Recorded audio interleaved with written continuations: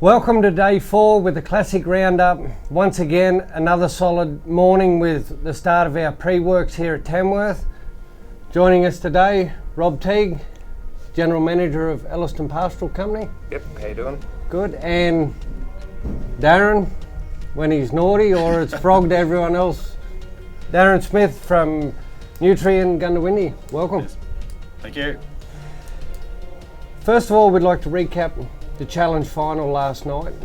The graduates that have come out of the sale keep lifting this to another level. We see Josh Smith with a horse that he's dominated the rounds all the way through, and he stayed dominant last night to win with a 4-year-old bay stallion, Gee I'm Hard. Followed up with second place, Emma O'Shea, Royal Time to Fly. Great to see the competition and the calibre last night. So it is, yeah. Like you're talking, quite quality there in GIM Hard. A horse that sort of, of course, purchased out of the sale here at gone on. You're talking a Cloncurry Challenge winner, also the Toowoomba Challenge winner as well. It just goes to show the quality of horse flesh that does come out of here. And he performed the house down there last night, like a true winner. I think he's starting to get a reputation like One More Daddy did, how dominant he was in that challenge scene. Like now he's unbeaten. He's been to Toowoomba Challenge last year, won that. Went to Cloncurry as a 3-year-old, won that. Come here last night. He's well on his way to being a real dominant horse in that challenge series like One More Daddy was. Also, the Young Guns bonus last night, we've seen Leah Reid, a female trainer. The challenge scene has been a male-dominated sport for some time. To see her come back, win first and second in that incentive, that's wonderful for Leah and her clients. Yes, she certainly is a shining light there in the young industry, like a more male-dominated industry that we've seen over the years. It certainly is great. She has performed very well as well with the Nutrien Toowoomba horse sale as well. With the challenges and things there too. So it's really good and pleasing. Also, I'd like to make mention, Darren, you had the first run of horses, like the open age horses. What were some standouts today that you've seen and you've got circled up in the catalogue that obviously are going to make the big money? Yeah, there certainly is. Like on Thursday, there is a good quality run of horses all the way through. It's very pleasing to see the calibre of horses that vendors are putting forward and having faith in the Nutrien sale concept. Look, there's a run on mine. Lot 45. Little Rattler. She was here in the finals here last night in the challenge. Really performed very well. Beast went off a little bit at the end, but just there in front of the crowd, it was a huge crowd here last night, and what that was worth, to see Jason Leach sitting up on that mare, just working the beast first up, that could have been a certainly much better workout than what we probably saw today, but it could have been a $10,000 bonus there to him just in the value of the horse itself. Really working very, very well. And plus, there's been, look at our open age stallions. There's a run of open age stallions there. You're talking, the imported horse, proud little Pepto. Quality again. We see Laurie Lawrence around, weekend out, putting him through, drafting and like it's that calibre of horse. That how important is it for our people in Australia that could turn up here at the Nutrien Classic and walk away with a horse like that? They don't have to do the homework. They don't have to go to America. They don't have to find it, then bring it home and try and get that horse to camp draft. They've done all that for him. They know he can win open camp drafts. He can win titles. He can do whatever. Buy him, put him on the truck, and go and win the ribbon. Well, the number of horses in the in Thursday's program that are novice horses already or open horses, exactly like you say. They're horses buy here on Thursday, put on your truck, go off to a camp draft next weekend, and have a great lot of fun with them. It's not as though you're going home and having to train or anything else. So the calibre very, very, very good there this year, I believe. Rob, I'll move to the Elliston Pastoral Company and the relationship with Nutrien Equine with this event. Very prestigious that they're one of only 2 outside organisations that you loan your precious cattle to. That must be a big thing for them to have your confidence. Yeah, look, it all started obviously with the passing of Charlie Marr, who was a great mate of mine, and we decided to come on board. Bardo and I, we had a yarn, and I don't know who yet, but we all came up with the idea of the Young Guns, and we started the age group because that was the age of Joe, Charlie's boy. And look, we've loaned our cattle. We said from day one we would loan all the cattle for the Young Guns throughout, as long as it lasts. And I think we're in year 8 now, and we do a couple of hundred head there every year. Plus we do all the finals, so it adds up to sort of anywhere between 300 and 500 head every year. So we're talking, 4,000 to 5,000 head of cattle that Over the duration. You've entrusted in these guys to take off the property and return them in the same order. That's which they've done. Yeah, the trucking, the feeding program here, it's been really good. We send stockmen up with our cattle, like we do in Sydney. We send stockmen with our cattle to Sydney, and it's their fault then if they don't run correctly. But just the background to it, I'd like to give credit to my stockmen. To get 400 head of cattle here to Tamworth, we actually start with 1,400 head. We draft them all on foot, looking for eyes and any stirry ones, and then they get on horses and do it all again and just keep bringing it back till we get to 400. So, everyone wants to come here and have a great run with their horse. Well, we want to come here and have people have great run on our cattle. So that's what we want. We want to have 400 head of cattle that you want to chase. Is our goal. And that also goes to show with the nutrient team asking your stockmen to be a huge part of this in the judging of some events here this year. So that goes to calibre of your stockmen also. Correct. And the respect they've got in the camp draft industry. I believe Darren Shorten's judging the stallion draft, the young guns, and the NCCA. And the NCCA. That's a big feather in the cap to have. It's huge for our stockmen. And he also did the Royal Easter Show in Sydney 2 years ago. So the other field we're in there, they want him there as well. So it's a credit to the boys. Yeah. Rob, over the time you've seen the Classic grow, what's a favourite horse you've seen come through this sale? Look, there's a horse a long way back, Hazelwood Advice. Yes. Started here in the early days, and look what the horse has gone on to do with the Cup and everything else, and all the other open drafts. It's a credit. It was the start. It was the footprint, and it's going on from here now with other horses. Not only Hazelwood Advice, but we've seen in the open camp drafts this week, Hazelwood Advice's son, Mooma and Buick, also competing. So she was the start of that line with the Hiscocks, and now they're competing her son in this open competition. It's just phenomenal how it's grown and snowballed, that everything seems to have started here, and we're coming back to it. And not to forget, the stallion there of David and Candy Thorns. It's out of Cool Dust, another winner of the Gold Cup. So, one more Playboy stallion. So, he's coming through on the sale ring as well.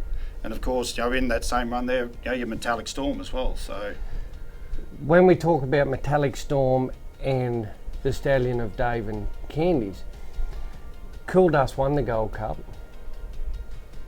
The mother of Metallic Storm ran second in the Gold Cup. Yes. So what a pedigree. When we go right back to day one with Warwick Lawrence, we were talking about females and how strong they are in these horses that are coming through.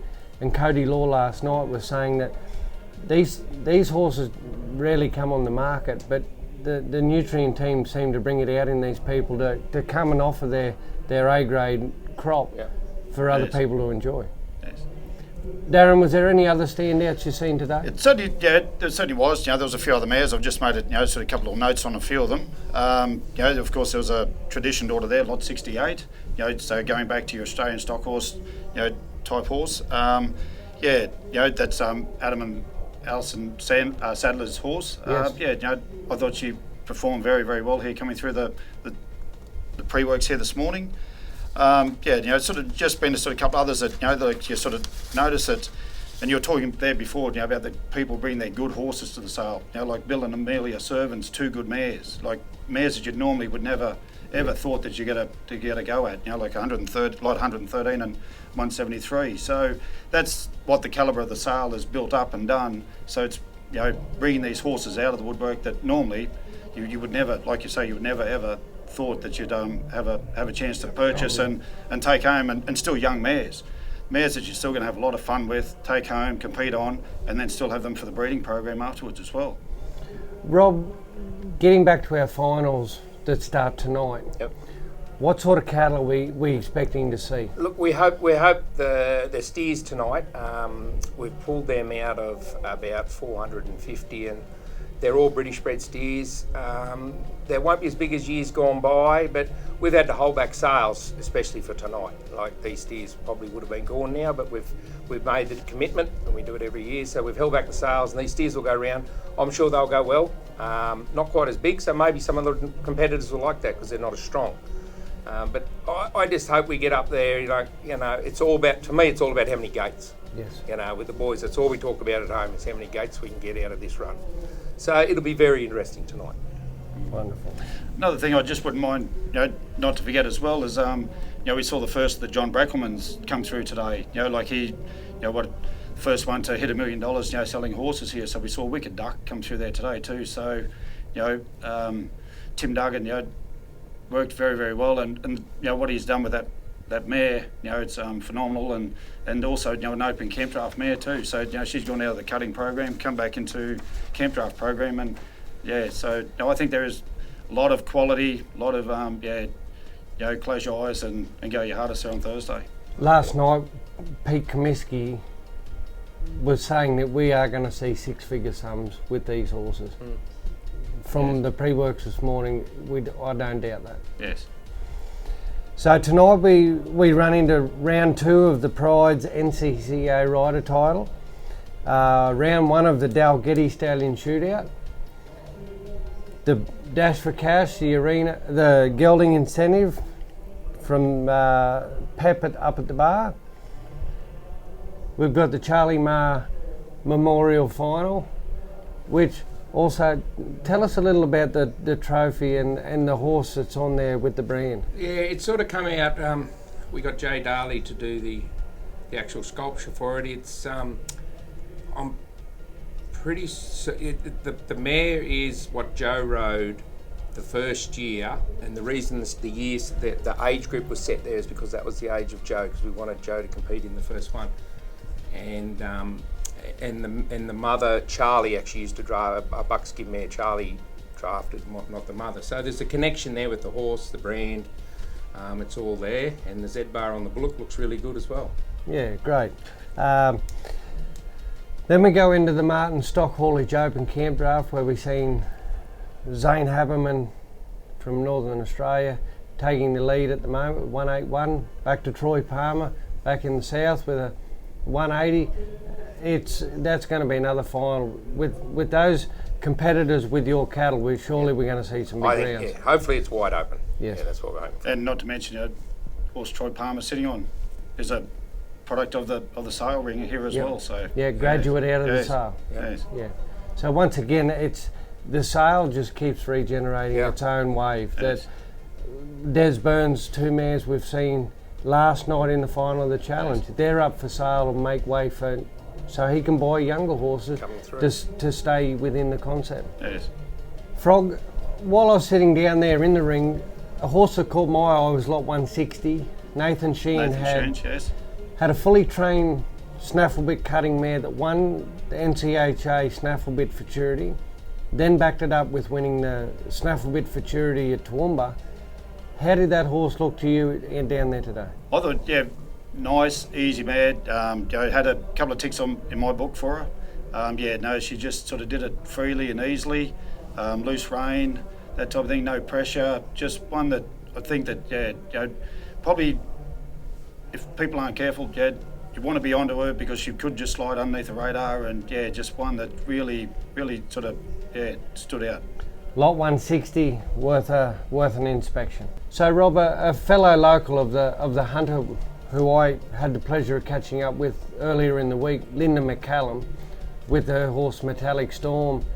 What a great story that's been from not so good, being in hospital, to then 10 days later what she achieved. What a fantastic story. Yeah, look, it's a great story. Like Linda's done very well. Like she comes from good stock, good family.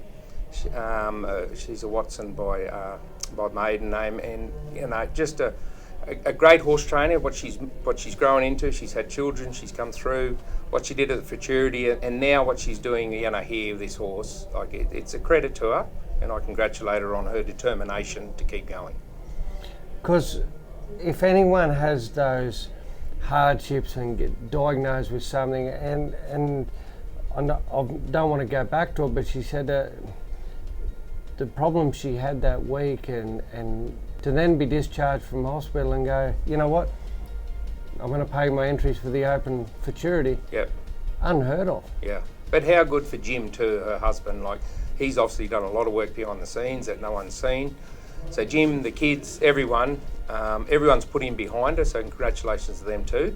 But she still had to step up to the plate, and she did. And we've said it all week, that horse, Tom Williamson has told us, he goes like an open camp draft horse. He'll be quite exciting to see go through the ring. Yep. And then he'll be back here. Yeah, it'd be good. Well, a great Masters horse. Yes.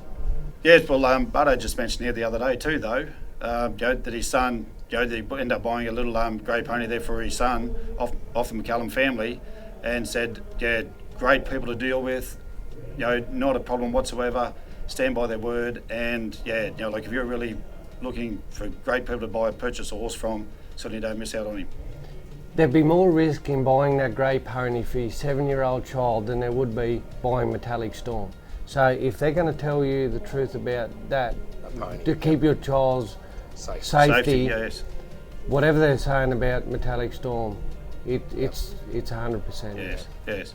So what a great story that is, to have that reputation backed up into this scenario. Outstanding. Yeah, he's a solid horse. So tomorrow we've got another big program here at the Alex Centre. We've got our pre-works for our Saturday and Sunday sale horses, and then we get into our big one, the finals nights that everyone wants to be a part of. That hill is going to be a buzz. Great cattle, great horses, great night. Yes, it certainly will be another great night there. Tomorrow night, those finals, that's what the crowd really comes for. Great crowd here last night for the Challenge finals. Of course, like we're saying, tomorrow we do the day 3 and day 4 of the sale. Therefore, they will be working Buffalo again over tomorrow for the sale horses through the pre-works. But then on sale days, from Thursday through to Sunday, we'll be changing back to cattle. So the vendors and trainers and everything, then the horses will be going through the sale ring, and we'll be actually working on cattle.